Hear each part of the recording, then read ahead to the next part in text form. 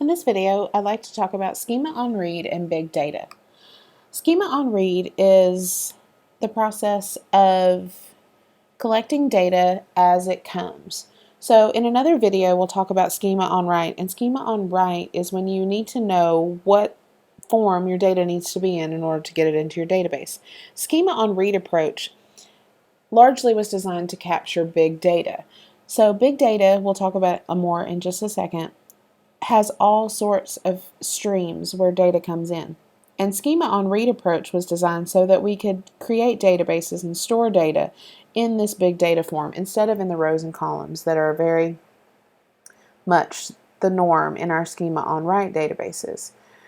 So schema on read allows us to have more flexibility, and it helps us when we're trying to consolidate data sets. So let's think, for example, about having company consolidations.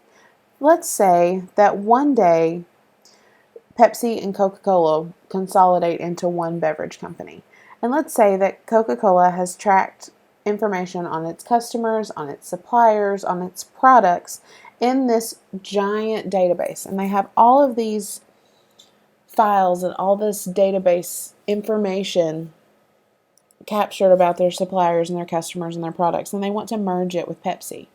Can you think of the nightmare that it would be? Because likely their data is not in the same format, as they aren't friendly with one another, so they probably haven't consulted each other on the database. But let's just, for a simplified example, let's say their customers in their database at Coca-Cola are separated, first name and last name, in separate columns, and at Pepsi, customer names are last name, comma, first name. Seems like a pretty easy thing to fix, right? You can just put it in an Excel spreadsheet and change it. But think about the millions and millions and millions of customers that Coca-Cola and Pepsi have. That's big data. Excel has limits, and some of you have probably never pushed Excel to its limits, but it does have a finite number of rows and finite number of columns, and that's difficult to wrap your brain around sometimes. But these companies have data stored that Excel could never possibly handle. So just use that simplified example when you're thinking about what a schema on read database is, and it would help us to consolidate data that was in many forms.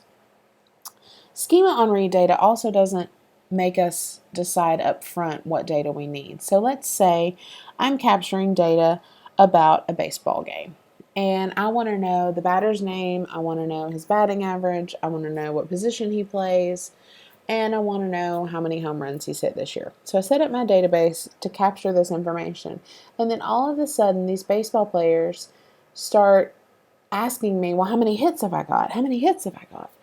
And I didn't design my database up front to capture that data. So if I'm capturing all of the data, like sports teams are now, if I'm capturing all the data about everything my baseball players do in a big data schema on read approach, I don't have to go back and figure out how many hits they had in these games. I will have had that data captured in some other way. Again, a very simplified example, but if I don't know what I need to come out on the other end, schema on read approach is a much better way to take in more data than I could possibly need. Because again, schema on write means I have determined on the front end what I need to happen. So this picture probably gives you some anxiety, and I don't mean for it to, but this is just a picture of the different schema on read examples. So you think about trying to capture data that looks like this. This doesn't fit into a normal Excel rows and columns or predetermined spreadsheet, right? So we don't have a way to capture this in necessarily a traditional database. So this is just one example. This is another thing where it's trying to group things together. So this database is designed to capture things with the little dotted lines around them. So these are all things, and this is things. And then it breaks down into people. And so our computer doesn't know how to sort that with that information, because it's not the same number of rows, it's not the same number of columns, it's just not conformed data. So we need a schema on read database to help us be able to capture this data, because otherwise it's going to be what's called truncated and cut off. So again, this is a coding example, and again, not that you'll be tested on these kinds of data, but I wanted to give you a visual picture of what big data and what schema on read databases look like. So this is the way a lot of schema on read databases are set up. They're set up in a way that you wouldn't normally think about data being, and in this class we'll talk about schema on write databases and relational databases as we move forward, but I just wanted to give you an idea. Big data is a term that you'll hear thrown around. It's a very hot topic in business these days, and it just refers to the immense amounts of data being created by people and machines nowadays. So there's 3 types of data that go into big data. You can have structured database that compromise big data. So let's think about airline or weather information. Even if it's formulated in these rows and columns, it still is big data because we can't manage it with a normal database size. It's so much information that it just bogs down the processing power of our normal tools. So you can have structured big data. You can have no structure big data as well, which is Snapchats or tweets or email and things that don't look the same over and over and over again. And then you can have semi-structured, which has metadata and tags, which if I go back right here, these tags right here are an example of metadata for semi-structured types of data in big data.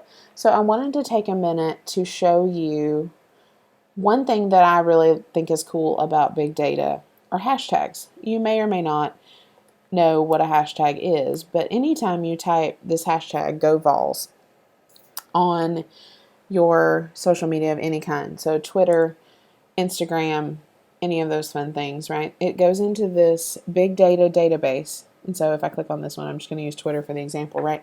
So it comes up with everyone's hashtag that they have posted GoVols or hashtag GoVols in their social media on Twitter back on and on and on. So you'll see in here that there is structured data in here. So for example, this one is all text and this one is picture or an unstructured database. There are videos, there are all kinds of things. If I keep scrolling, you'll eventually find things that you think don't belong. But I just wanted to point out that hashtags are a really cool example of the way that big data is stored. And it's something that hopefully you can relate to and will help you remember what big data is. Big data is described using these 5 V's: volume, velocity, variety, veracity, and variability. And as you go out into the world, you'll learn that people have started adding more and more V's. So if you search it today, there are likely more than these 5, but for our purposes, we'll talk about them because I think they encompass all of the things I want you to remember about big data. Volume is the sheer amount of data. We watched a video in class that told you that how much data is being captured per person per second on the planet, and it's just astronomical. People are capturing data about everything we do, every time we click on something, every time we swipe our card at the grocery store, and all of those things. Velocity is just the speed at which data travels. We live in an instant culture, and so everything that we do is instantly accessible. We can get data from around the world at the touch of a button on our cell phone. So just the velocity at which it travels or the speed at which data arrives. Variety is the different sources of data. So we talked about a second ago, structured, unstructured versus semi-structured. So we have text data, we have pictures, we have videos. And that ties in very well with the last one, the variability in the flow of data. Sometimes data comes in as sound and without the video, or it comes in as both audio and video, or it comes in as just plain text, or it comes in as clicks. So those are connected.